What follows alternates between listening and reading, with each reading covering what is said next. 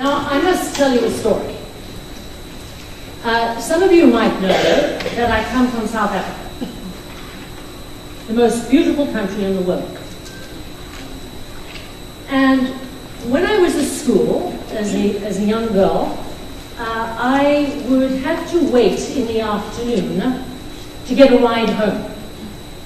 So I was one of those people that hung around school, because my parents were both working, and they were working far away from where the school was. So I would hang around school, and my parents paid for tennis lessons, and they paid for swimming, and the other days I would have to sort of entertain myself. Now, I'm really rather creative, and so I would hang around the art class and beg for a few crayons so that I could paint. But one day I realized there were these strange people crawling around the grounds. Some were dressed in brown and some were dressed in blue. And they had wonderful uniforms. And I thought, gosh, I would love to have a uniform. And they blew whistles, and they did jumping jacks, and they lit fires. And I said, you know what? I want to be one of those girls. So I went home and I pleaded with my parents. I said, please, please, can I be one of those scouts or brownies or whatever we used to call them? And my parents said, no, you know, we can't really afford the uniform and so on. And sorry. So dejected, I thought, well, you know, really my parents are right. These are a bunch of turncoats. These little whining, jumping jack types, blowing whistles. So warfare was declared.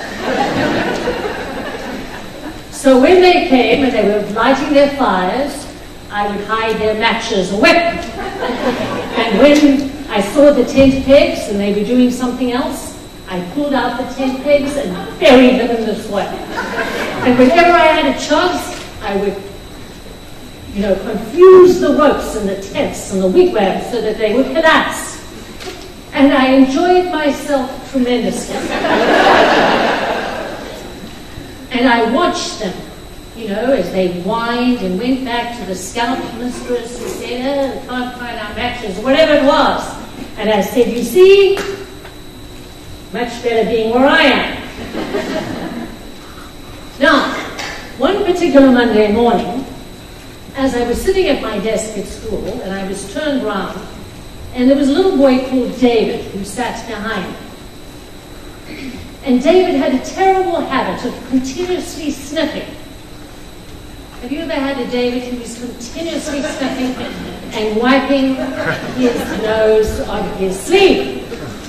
Now, my parents taught me, you don't sniff, you don't wipe your nose on your sleeve, and you use a tissue.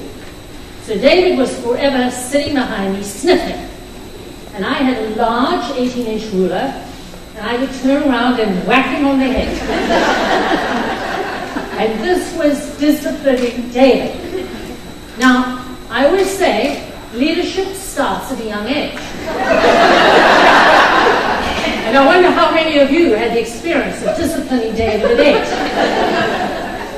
8. So he would sniff, and he'd get a whack, and he'd sniff some more, and he'd get another whack. And I was having a great time whacking David. And the teacher had snuck out of the room for a cigarette. And all of a sudden, over the loudspeaker, came the principal's voice. Will Annabelle Birrell please come down to the principal's office? And I thought, oh heck, can't he see I'm busy? What does he want from me this time? So I went down to the principal's office. And of course, what made this a little bit more difficult this time is that my mother was there. And my mother always traveled everywhere with a large golf umbrella. And this large golf umbrella was used for a variety of matters. Some to support me when I was, swimming or doing whatever. but at other times it could be rather a weapon of mass destruction. However, I was forced by my mother and the principal to crawl around the grounds and dig amongst the worms and re-dig up the pegs and the whistles and all the things that I'd hidden the last Friday. So I cannot believe that today our keynote speaker is one of those nasty little whiners.